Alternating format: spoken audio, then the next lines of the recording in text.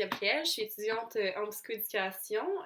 Dans le fond, je fais ma maîtrise à l'Université de Sherbrooke. Aujourd'hui, je vais vous parler de ce qu'est la psychoéducation.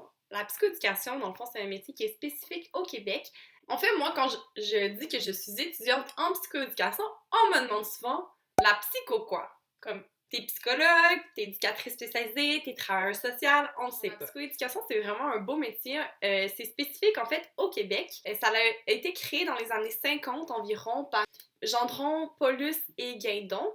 Initialement, ça a vraiment été créé dans les centres jeunesse avec ces trois créateurs-là. Puis au fil du temps, ça s'est, dans le fond, propagé dans différents milieux, étant donné vraiment la spécificité de ces métiers-là. Comme je l'ai mentionné, en fait, ça a commencé dans les centres jeunesse, mais on peut les retrouver en fait dans plusieurs milieux. On peut les retrouver dans les CLSC, on peut les retrouver dans les centres de réadaptation, dans les centres jeunesse, dans des CHSLD, on peut les retrouver aussi dans des organismes communautaires, des hôpitaux, dans des écoles, en fait, dans tous les milieux où est-ce qu'on peut aider les gens. Dans le fond, les clientèles à nous, c'est vraiment du 0 à 99 ans et plus, tant que la personne a des difficultés d'adaptation. On travaille aussi avec différents problèmes de santé mentale, vraiment plein de problématiques, en fait, tant que ça crée une difficulté adaptative. La psychoéducation, c'est un métier de relation d'aide. Donc, qu'est-ce qu'on fait? C'est qu'on intervient auprès de personnes aux prises avec des difficultés d'adaptation qui se manifestent au plan comportemental. Qu'est-ce que ça fait concrètement un psychoéducateur? En fait, on fait plusieurs choses. On évalue le développement et les capacités adaptatives de la personne et de son milieu. Parce qu'en fait, nous, dans notre conception de la situation, c'est que l'individu, par exemple, un enfant, ben, il y a un contexte environnemental qui fait en sorte qu'il y a des difficultés comportementales. Fait que souvent, par exemple, un enfant qui va s'opposer, qui va faire des crises, mais on va pas juste évaluer l'enfant en soi, on va aussi évaluer son milieu, savoir qu'est-ce qui cause ces crises-là, qu'est-ce qui les amplifie, qu'est-ce qui est calme. Suite à ça, une fois qu'on va avoir évalué les capacités de la personne, on va faire une hypothèse clinique. En fait, l'hypothèse clinique, qu'est-ce qu'on fait? C'est qu'on vient vraiment se baser sur des théories pour expliquer pourquoi la personne fait des crises, pourquoi elle a des problèmes d'adaptation en ce moment. Puis ensuite, on va faire un plan d'intervention.